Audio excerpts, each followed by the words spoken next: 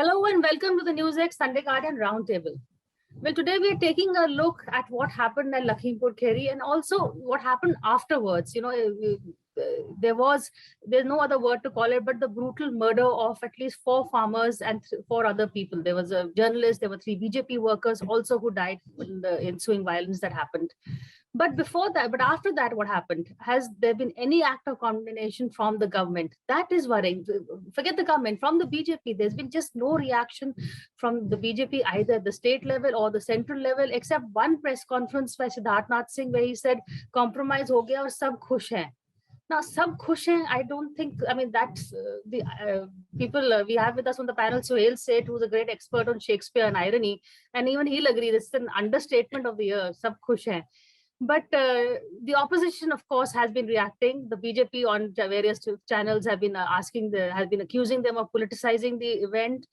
At the end of the day, what I really want to figure out is why is the BJP not reacting? The court has also come down heavily on them. Don't they see the farmers, forget humanitarian, as a political vote bank? Do the farmers don't matter? Punjab and UP are going to polls. Are they not expecting some kind of a backlash? Why is the BJP not reacting? To figure that out, I have with me a panel of analysts, experts, and psephologists. I have joining me, of course, Suhail Seth. He's a political commentator and a marketing maven. I have Sanjay Kumar. He's a professor at CSDS and also a psephologist, and Badri Narayan, a political scientist. Sanjay ji, I'll begin with you. Can you explain, can you understand why the BJP's reaction or lack of it? There's no reaction from BJP. There is a lack of reaction from BJP. I think BJP has taken a stand. The whole party, the government has taken a stand. They have not even, I think the stand is very clear. They are not even recognizing what is happening, what has happened in Lakhimpur. No statement by any political leader, any party leader from BJP, no statement from the government except for the press conference which you mentioned about Siddharth Nath Singh. I think the protest has been going on for very long, and now I think BJP want to go. They want to take a very hard stand on farmers' issue. They might believe that they have done their best to come into a negotiation with farmers. Farmers have not budged to their, to the request of the government. So they want to go very hard on the farmers' issue. They don't want to come and make any compromise with the farmers. Electorally, BJP must be calculating how much damage it is going to do to BJP's electoral prospect. See, Punjab goes to poll. I think BJP doesn't have any stake in Punjab, so they don't care about, what people in Punjab or the voters in Punjab, how they are going to vote, because the contest in Punjab is really between the 3 parties, Akalis, Congress, and the Aam Aadmi Party. So BJP has no stake, so they don't have to lose too much in Punjab. Now comes UP. Yes, UP goes to poll next year, but UP is a very large state, and the farming is very diverse in nature in UP. The farmers who are protesting on the borders of Delhi, they are largely from Western UP district. And if you look at the nature of farming in Western UP compared to the Eastern UP, the nature of farming and the demands of the farmers are very, very different. So if we imagine that the farmers of UP will be united on this issue of Lakhimpur Kheri, I think we would be making a mistake. At least I don't believe that the farmers of UP are united. So if the farmers of UP are not united, they cannot damage the electoral prospects of any political party. And if we go by the voting preferences of farmers in the past, going by the CSDS survey estimates, farmers have never voted as farmers. As farmers are farmers when they are in Delhi, when they are sitting on the dharna on the borders of Delhi.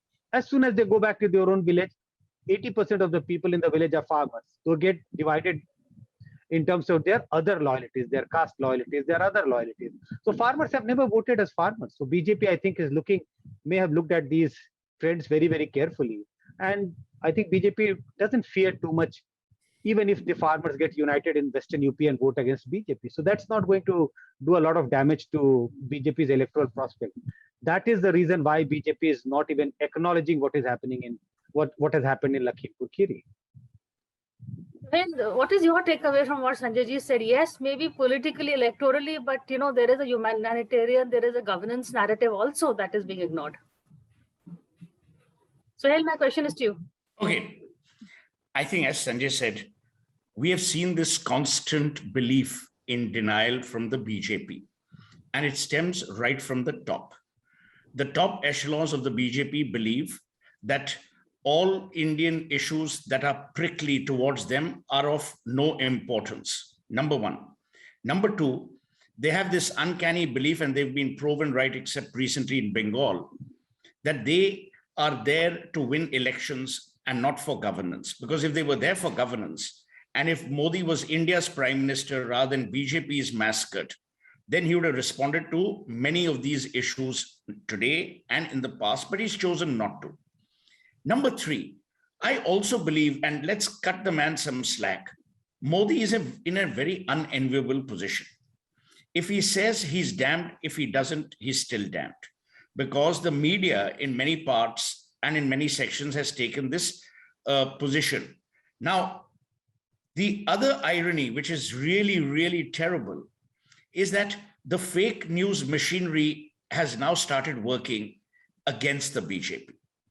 See, earlier, what used to happen was these armies of trollers would come and then create a narrative which would support the BJP.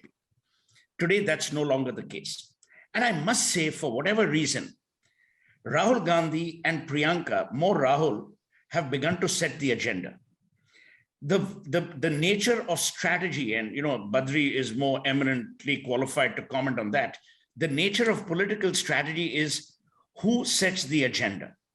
If constantly the agenda is being set by someone else and you're merely a responder, then you're already weak-kneed, as it were.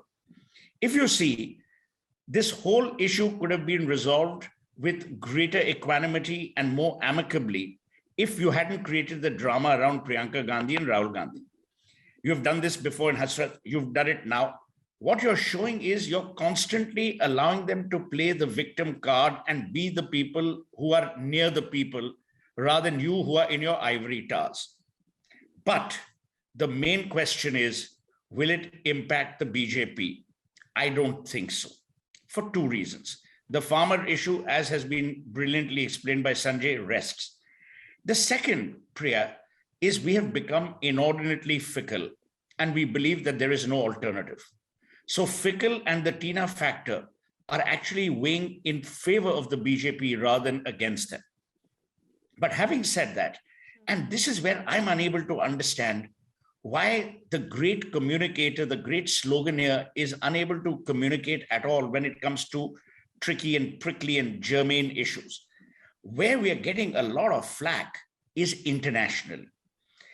If you observe over time, Modi is being painted in the same light as a Putin or an Erdogan, earlier as Trump or Bolsonaro. So it's not an enviable position for him. And it is certainly not an enviable position for people who are looking at investing in India. Because suddenly the color of India is changing from democracy to either anarchy or single person control. These are some of the worrying issues to my mind, which I don't know why Modi is not addressing them. Either he believes they will go away, but as I said, this is not the era of Narasimha Rao, where silence will allow you to drift and drift and drift, or he genuinely believes that these things don't impact elections. But as I said, Mahatma Gandhi and Winston Churchill in contemporary history are the only people, as Wodehouse would say for Lord Fauntleroy, they build their own statues when they look in the mirror. So if he's worried about nothing else, he should worry about his legacy. This is not a fine legacy to leave behind. I would agree with you totally. In fact, but he does react, Suhail. He reacts a month later, when the issue, and so then later on, we cannot say react nahi kiya tha. Hathras also, he waits and reacts. He doesn't react immediately. I think that's his playbook. That's his rule book. Which is a fine strategy, because then you wait for the noise to be dispelled, and then you set your own narrative. But the point is, in that process, you are creating so much of dissension. You're creating so much of animosity. And you're polarizing people where you don't need to polarize.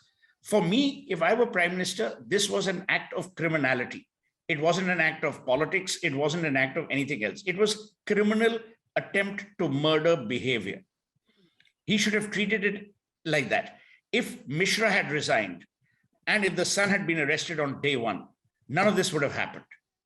But the brazenness with which they've been allowed to get away is what is worrying. Sanjay, I come in on this and this whole what Sanjay ji said about the farmers. Okay, yes, he wants to send a hard message to the protesters. That's very clear. But what kind of message do you think is being sent? See, first of all, these two panelists, I'm very much, agree fully with them, what they are saying, how they are interpreting the entire thing. First time, Priya, is happening. I'm observing in politics that perception and reality goes into different directions.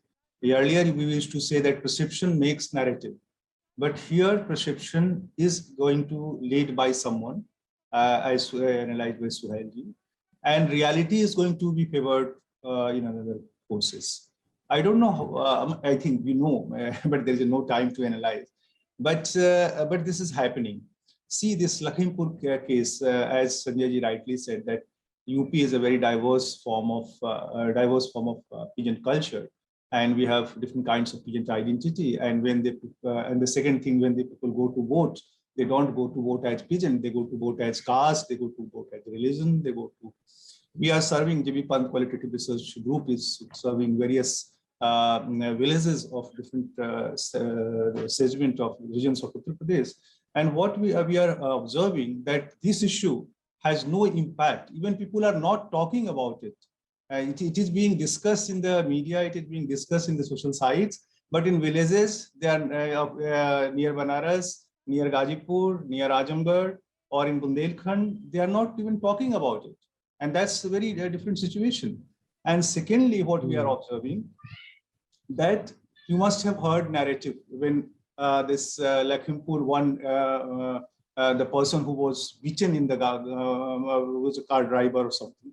He was telling that Sardar logon ne maar diya. No, Sardar logon ne maar diya, he was saying. So those Sardar log, wherever we heard something, वो सरदारों के साथ लड़ाई हो गई ना, सरदार ने मार दिया था ना. No, people are saying in this way. So it is going to word in this region, Sardar versus non-Sardar.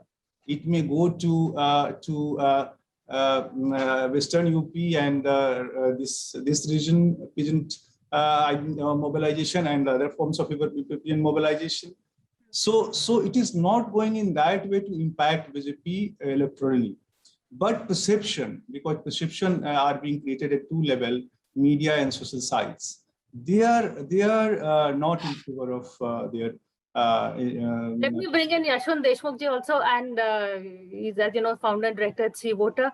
Yashwant ji, we were just discussing the lack of reaction from the BJP side at Lakhimpur Kheri. Do they think the farmers? Sanjay ji's argued that the farmers don't vote as a cohesive vote bank. Why is the BJP not reacting? Politically speaking, two reasons, Priya. Number one, that obviously, no matter what we see in and around NCR and in Lakhimpur and like that, the issue of the so-called the farmers issue at this point of time is extremely limited to Punjab, Haryana and Western Uttar Pradesh. Rest of the India is not at all impacted. In fact, we have done enough research to figure out that even in UP, rest of the UP, the farmers are actually in favor of getting this done. Rest of the India, farmers are actually favoring these laws. So first of all, it is a very, very localized thing. In Punjab, it's already a gone case. Our tracker is showing BJP is nowhere in the picture. I mean, whatsoever. It's a gone case. In any case, it was a gone case. Punjab is one place where probably Modi's rating in our tracker is even lower than Kerala and Tamil Nadu. That is Punjab. In Haryana, BJP's political equationing is non-Jat. Please remember, it is not at all. It is in fact just the opposite of the Jat politics. This is why they are sitting pretty. The more the Jats create stir in Haryana, it is in fact better for the BJP in the political equationing. The only Jat thing that BJP is having trouble is the Western UP. That also they feel the moment there is a little bit of communal polarizations, it will be back to square one. That is where, that's their territory. Jats in UP have been swinging. The moment there is an anti-Muslim polarization, Jats go to BJP. When it becomes normal, it goes to Ajit Singh's party and other combinations, whichever they are. So that is the point number one. Point number two, that BJP has been having issues with the anger of Brahmins in UP. And the concerned person, the minister and his son, they happen to be Brahmins. And just prior to that, there was an incident in Gorakhpur. That guy is still running off, and that happened to be again a Thakur. So there, the entire messaging that, that Yogi is softer on all the Thakur culprits, but very, very harsh on the Brahmin culprits. So you remember, even encountering a Brahmin mafia guy became a caste issue. यार देखो mafia ब्राह्मण था इसलिए मार दिया, Thakur mafia को छोड़ दिया. So when you are into that heartland, every bloody thing has a caste equationing into it. Even killing the mafias has a caste equation. So I think that is a double whammy. Number one, that this issue, farmer issue, doesn't really impact electorally to the BJP. That is the first thing. Second thing, they don't want to be seen as somebody a party which actually went after a Brahmin minister and his son.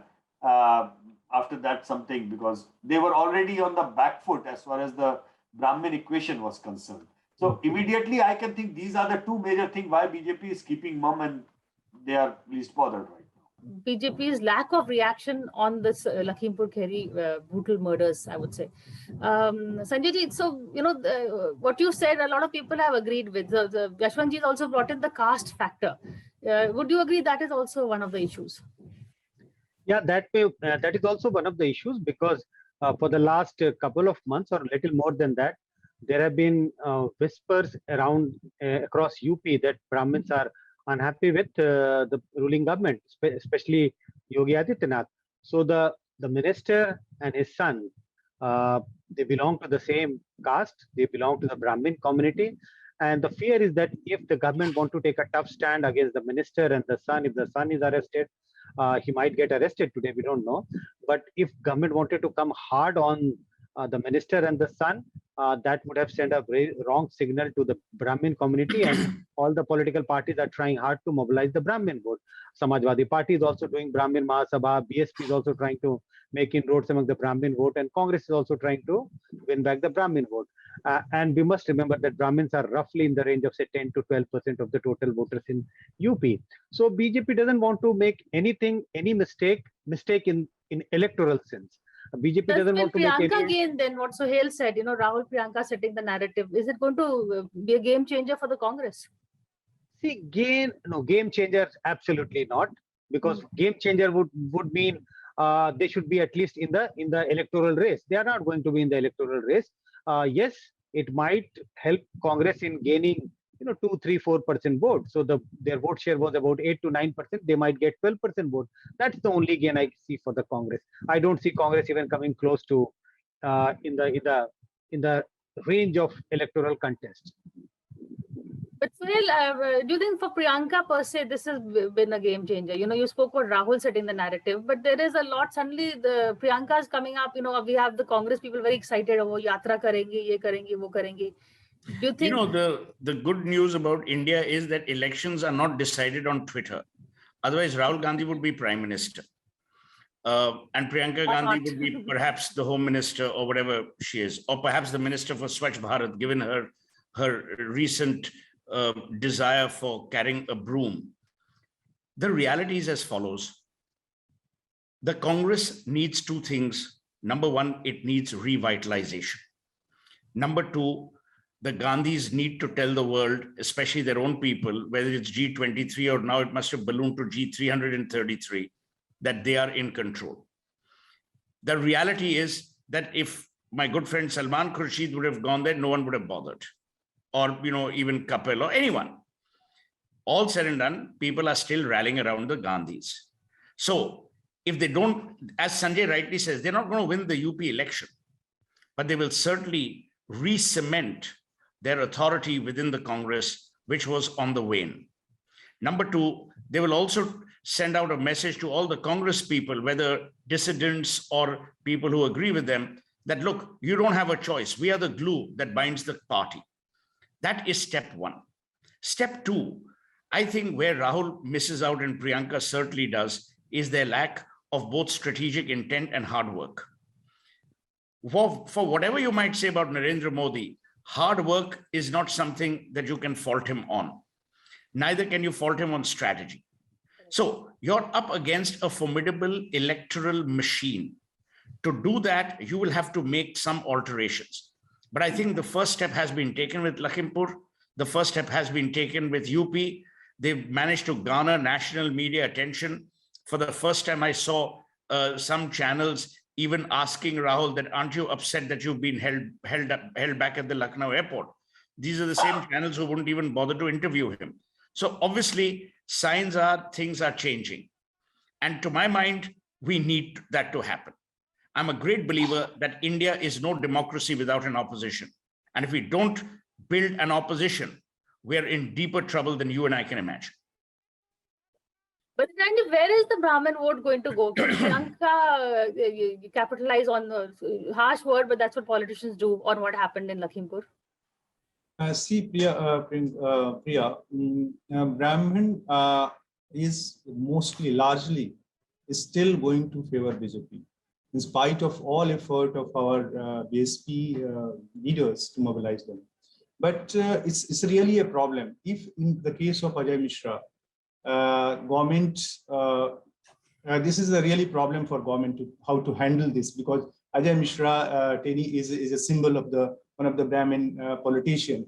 And if something happened and message goes that it is again government is not sympathetic towards Brahmin, then it may give wrong message. But I would like to say another thing here. Pigeon movement, we should not